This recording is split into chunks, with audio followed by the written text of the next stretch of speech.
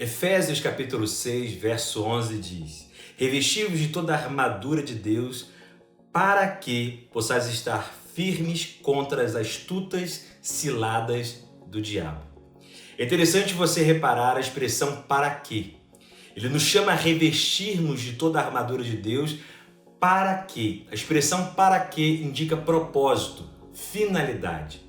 O revestimento da armadura é com um propósito, é com a finalidade de lidarmos com as astutas ciladas do diabo.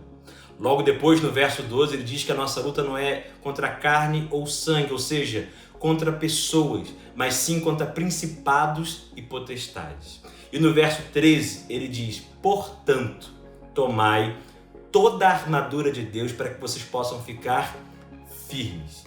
Paulo, ao olhar as astutas ciladas do diabo, ele nos chama a revestirmos de toda a armadura de Deus. Sem o entendimento dos itens da armadura, você e eu não teremos como lidar com as astutas ciladas do diabo. É por isso que a partir desse vídeo, nós vamos falar sobre os 6 itens da armadura. Vamos falar sobre o capacete, a couraça, o cinturão da verdade, o escudo da fé, a espada do Espírito e as sandálias com a preparação do Evangelho da Paz. Porque é através dessa armadura que vamos ficar firmes contra as ciladas do diabo. Agora, entender a armadura, irmãos, faz parte de uma analogia onde o apóstolo Paulo está olhando para um império. Na época, ele não está vendo soldados com colete à prova de balas ou soldados com a R-15 nas mãos, como nós vemos hoje. Na época, Paulo tinha um exército. Qual era o exército? Era o exército do Império Romano. O exército do Império Romano tinha uma armadura. E é exatamente ao olhar essa armadura do Império Romano que Paulo faz uma analogia para questões que são espirituais. Nesse vídeo, eu quero ver com você o capacete da salvação. É interessante que olhar a analogia do Império Romano na época, do soldado do Império Romano, é muito interessante também para o capacete da salvação. Por quê? Porque o soldado romano, gente, ele se vestia. Ele colocava a couraça da justiça, o cinturão da verdade, ajustava na espécie de um saiote que estava abaixo, colocava as sandálias do Evangelho, né? Porque a analogia para nós é do Evangelho, mas ele colocava as sandálias para o combate, colocava o escudo, a espada, mas o capacete era o único item que o soldado romano não colocava em si mesmo.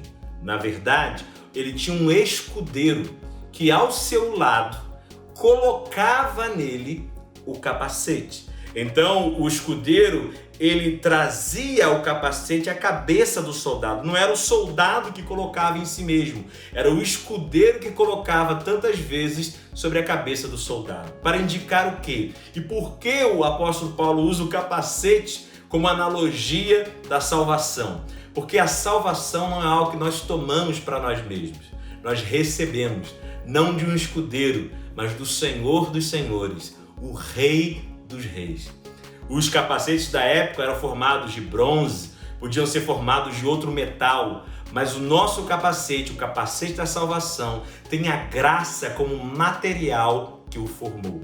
No próprio livro de Efésios, no capítulo 2, Paulo diz no verso 8, pela graça sois salvos. Isso não vem de vós, é um dom de Deus, é algo que Deus nos dá, não vem do nosso esforço, do nosso mérito. Interessante pensar, irmãos, que capacete, logicamente, é algo colocado na cabeça, é exatamente para proteger a mente.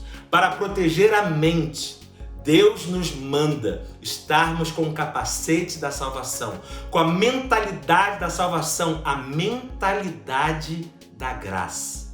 A graça, ela tira os olhos do homem dele mesmo. A graça faz eu e você colocarmos os olhos em Deus. Uma clássica definição da graça fala que graça é favor que nós não merecemos.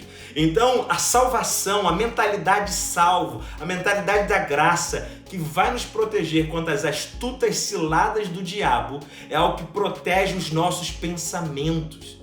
Quando a gente entende isso, irmãos, a gente percebe então que a graça, ao tirar os olhos de nós mesmos, ou seja, não foi pelo meu esforço, pelo meu mérito, pelo meu braço, que eu conquistei a minha salvação, mas por causa de Jesus Cristo. Isso me ajuda muito na minha caminhada cristã, porque se eu tiro os olhos de mim mesmo, eu não vou cair num erro, num extremo de orgulho.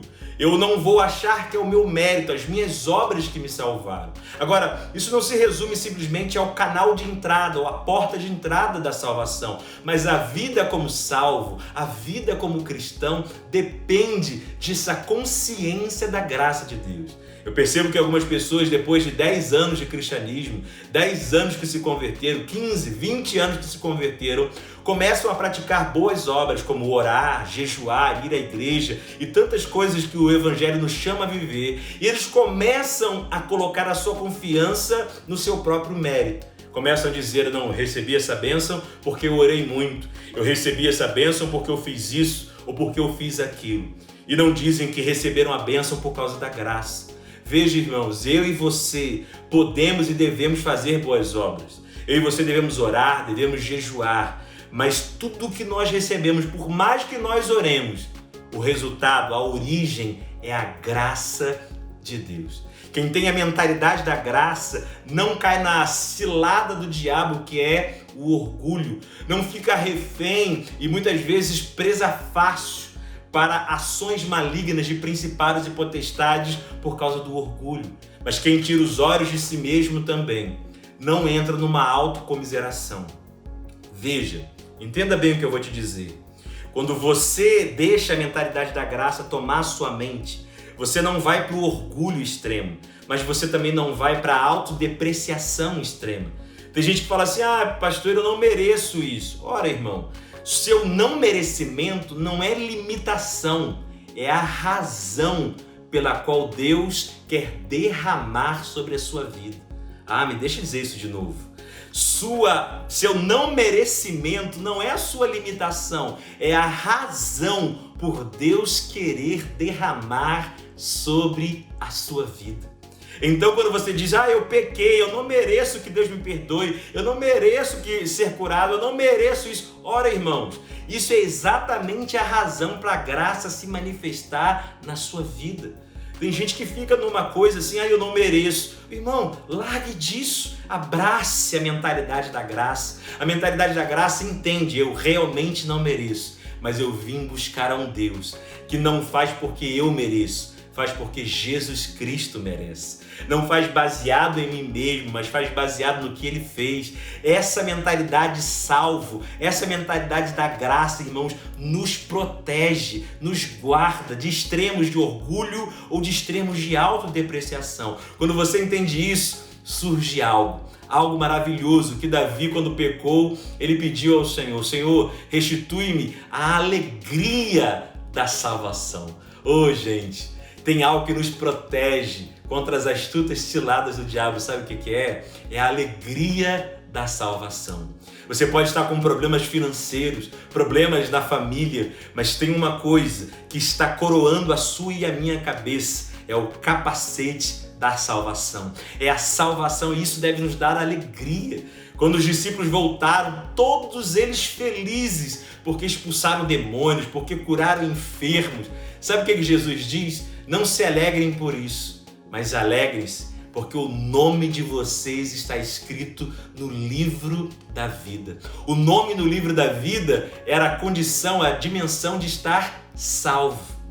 O que Jesus está dizendo? Embora isso seja maravilhoso, que demônios sejam expulsos, enfermos sejam curados, coisas boas, maravilhosas ou coisas difíceis dessa vida não devem tirar a minha e a sua alegria, a alegria de sermos salvos. Paulo estava na prisão em Filipos e disse, eu vos digo alegrai-vos, outra vez eu vos digo alegrai-vos, alegrai-vos no Senhor. Abacuque disse, ainda que a figueira não floresça, não haja fruto na vide, ele disse, eu todavia me alegro no Deus, olha esse detalhe, no Deus da minha salvação. Nós devemos estar com o capacete da salvação, com a mentalidade da graça. Por quê, Drummond? Porque isso nos dá alegria, uma alegria que não está baseada na terra, uma alegria da eternidade. E quem tem alegria na eternidade, lida melhor com os desafios da vida e com as astutas ciladas do diabo.